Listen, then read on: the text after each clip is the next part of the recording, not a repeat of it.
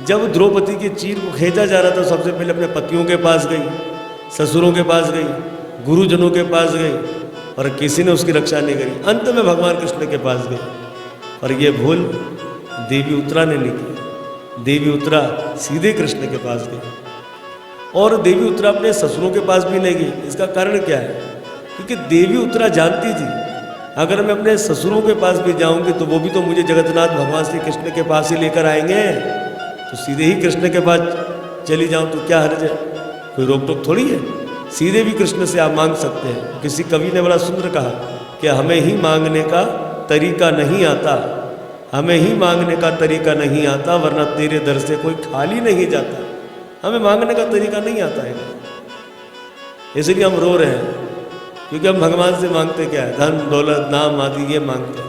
भगवान से मांगना है तो भगवान को ही मांग लो। इस तरह से देवी उत्तरा प्रार्थना करती है, हे जगन्नाथ प्रभु, मैं मर जाऊं मुझे भय नहीं है, मुझे गम नहीं है, पर मेरे गर्भ में मेरे पति की निशानी है, हमारे परिवार का वंश है, आप इसकी रक्षा कीजिए।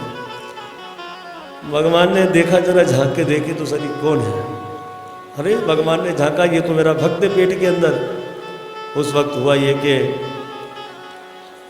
भगवान श्री कृष्ण ने सुदर्शन चक्र को आगे दी, जाओ 5 पांडवों की रक्षा करो, और स्वयं भगवान चतुर्भुज छोटा सा रूप धारण कर हाथ में गदा लेकर उत्तरा के पेट में चले गए, और एक रूप से भगवान उत्तरा के सम्मुख सामने खड़े, मेरी बेटी पेट की अग्नि शांत हुई।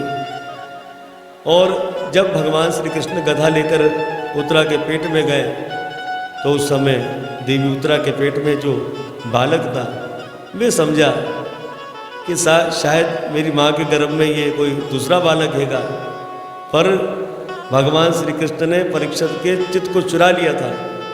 राजा परीक्षित कृष्ण के दीवाने हो गए थे। देखो महाराज, हमें यहाँ से शिक्षा लेनी चाहिए। माता उत्तरा जैसी परम भागवत कोई दूसरी हो नहीं सकती। अब वो कैसे? अब देखे, देवकी मैया भी परम भागवत है, जिन्होंने पेट में भगवान को रखा। माता कौशल्या भी भागवत है, जिन्होंने अपने पेट में भगवान को रखा। माता कयादु भी भागवत है, जिन्होंने भक्त को पेट में रखा।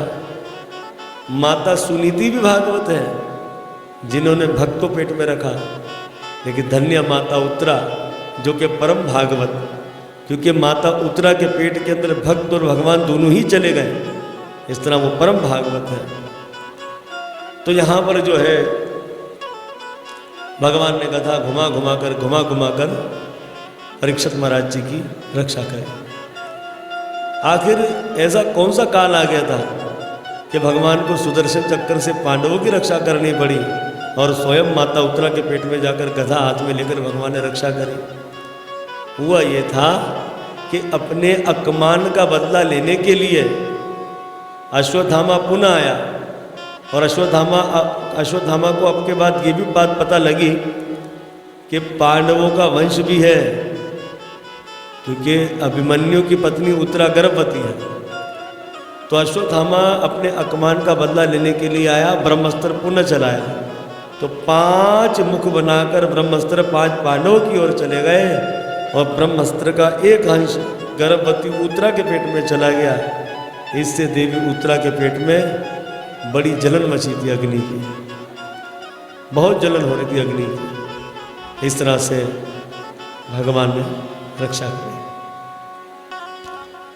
अब वहाँ का वातावरण शांत हो गया। माता कुंती देखती है कि जगन्नाथ प्रभु श्री कृष्ण ने ऐसा दिव्य कार्य किया, कोई धन्यवाद नहीं। तो पहले भगवान श्री कृष्ण बुआ जी के चरणों में गिरे थे न, अब माता कुंती दौड़ी दौड़ी आई, भगवान के श्री कृष्ण के चरणों में दंडवत कर दिया, और भगवान को भगवान कह दिया। भगवान मुस्कुराने लगे। भगवान युधिष्ठिर भीम अर्जुन से कहते हैं, अरे भ्राता जी, ये बुआ जी को क्या हो गया? आज बुआ मुझे भगवान भगवान कह रही है। मैं कहाँ से भगवान, मैं तो तेरा भतीजा हूँ। माता कुंती ने कहा कि हे जगन्नाथ, आज आप खामोश हो। मैं जब जब तुझ में भागवता जागृत करती थी। भगवान का भाव मुझ में जब तेरे लिए आता था तो मुस्कुरा कर भुआ जी भुआ जी भुआ जी कहकर माया का पर्दा डाल देता था। आज मैं भतीजे की शरणागति में नहीं हूँ, आज मैं भतीजे को नमन नहीं कर रही। तो किसे नमन कर रही हो? बोले परम पुरुष ईश्वर को नमन कर रही है। माता कुंती ने श्रीमद् भागवत महापुराण में यहाँ 26 श्लोकों में भगवान श्री कृष्ण की स्तुति करी और देवी कुंती की स्तुति को बड़ी महानता दी गई है भागवत में। जबकि भागवत में ही प्रहलाद महाराज ने भगवान की स्तुति करी है, ध्रुव जी ने भी की है, गजेंद्र ने भी की है और भी कई महापुरुषों ने भगवान की स्तुति की, बत्तासुर ने। और माता कुंती की स्तुति को बड़ी महानता दी गई है। माता कुंती कहती है, नमस्ते पुरुषम ताम धीमेश्वरम प्रगते परम अलक्षम सर्वभूताना अंतर्बहिर्वस्थितम। तो किसे नमन कर रही है माता कुंती? परम पुरुष। कौन? बोले पुरुष परम है और प्रगति से परे है। देखो, प्रगति के अंदर हम बंधे हैं, भगवान नहीं बंधे, इसलिए भगवान प्रगति से परे है। अलक्षम सर्वभूताना, आपका लक्ष्य क्या है ये कोई नहीं जान सकता। आप क्या करना चाहते हैं ये भी कोई नहीं जान सकता। और ये बात हकीकत है, ये बात हकीकत है कि भगवान क्या करना चाहते हैं इसको कोई नहीं जान सकता। यहाँ तक भगवान ही श्री कृष्ण के बड़े भाई बलराम जी नहीं जान सके।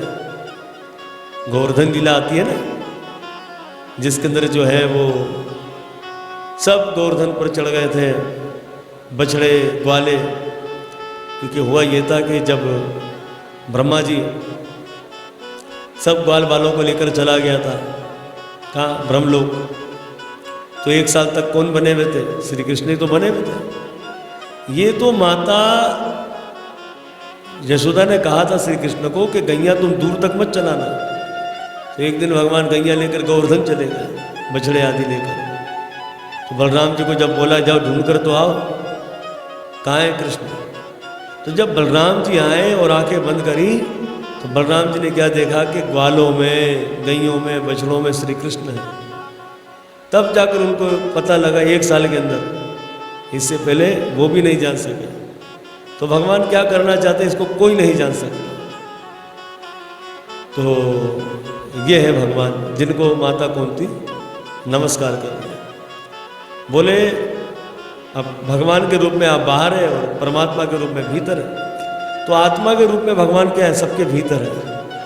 इसलिए भीतर भगवान सगुण निराकार है और बाहर भगवान सगुण साकार है। तो भीतर भी और भगवान बाहर भी है। भीतर परमात्मा के रूप में, आत्मा के रूप में, बाहर भगवान के रूप में। माया जवनिका छन्नम अज्ञान दोष जामयम न लक्ष्य से मूढ़दर्श नाटो नट धरो जय। आप मायापति हैं। अब जैसे कि जो जिसका माया कुछ ना बिगाड़ सके उसको कहते हैं महात्मा। जो माया में गिर जाए उसे कहते हैं जीवात्मा। और जो माया को अपने इशारे पर नचाए उसको कहते हैं परमात्मा। तो भगवान मायापति है, माया को अपने इशारे पर नचाते हैं। इसलिए भगवान को माता कुंती कहती है आपकी ही माया से जीवों की बुद्धि पर अज्ञान पड़ा हुआ है। अब जैसे कि पानी है और पानी पर अगर काई जमी है तो आपको पानी का दर्शन हो ही नहीं सकता जब तक आप उस काय को साफ नहीं करने वाले। दर्पण है, दर्पण में चेहरा कब देखोगे? जब उसकी धूल साफ करोगे। और जब दर्पण में धूल है तो आप अपना चेहरा देख ही नहीं सकते। तो यही भगवान की माया है। और उस माया के कारण क्या है? हम जगन्नाथ भगवान को देख नहीं सकते। माया का अर्थ क्या होता है? माया का अर्थ ये होता है जो है उसे छुपा देना और जो नहीं उसे बता देना। यही तो माया है। अब जैसे कि एक मिसाल है, हम सो रहे, हमने सपना देखा, जंगल में हाथी पीछे लग गया, हम भाग रहे, गिर गए और हाथी ने अपना पैर हमारे सर पर रख दिया। और जब सर पर रखा तो जाहिर सी बात है हाथी का कितना वजन है हाथी का, तो उसका पैर रखते ही हम संसार से चले गए। अब चिल्ला रहे बचाओ हम मर गए मर गए। अबे भैया जब तुम मर गए तो चिल्लाओगे कहाँ से? अब चिल्ला रहे हो इसका मतलब तुम मरे नहीं, जिंदा हो। यही भगवान की माया है। अरे जो नकली जंगल था, वो नकली हाथी था, वो हमें हकीकत लग रहा था, और जो हकीकत हमारा शरीर है हम सो रहे वो हमें पता ही नहीं था। इस तरह से हम धन दौलत नाम शोहरत आदि को हकीकत समझते हैं, और यही भगवान की माया है जो सब झूठ है।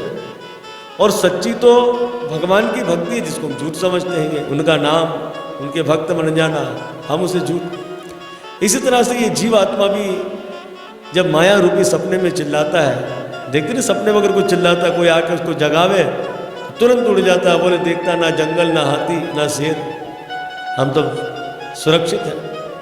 तो क्या कहते हैं उस जगाने वाले को, अरे धन्यवाद तूने मुझे जगा दिया।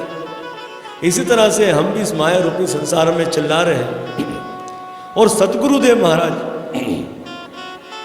जो हमें नींद से जगाते हैं उसे सतगुरुदेव कहते हैं, और वही हमें अब हमारा बोध करवाता है, अरे तुम किस चक्कर में पड़ गए, ये सब माया है। और वह उस परमात्मा का रास्ता हमें बता देते हैं। तो माता कुंती यही कह रही है, आपकी माया से ये जीव लोग आपको नहीं जान सकते और अज्ञान में पड़े। आप नटवर है, और वाकई में भगवान एक नाटक करने वाला है। चाहे तो भगवान हिरण्याकशिपु को सीधा सीधा मार सकते थे, पर भगवान आधे शेर तो आधे इंसान बन गए। चाहते तो भगवान हिरण्याक्ष को सीधे सीधे मार सकते थे, पर भगवान ने बारह सूअर का रूप धारण कर लिया। क्यों करते हैं भगवान, किस लिए करते हैं?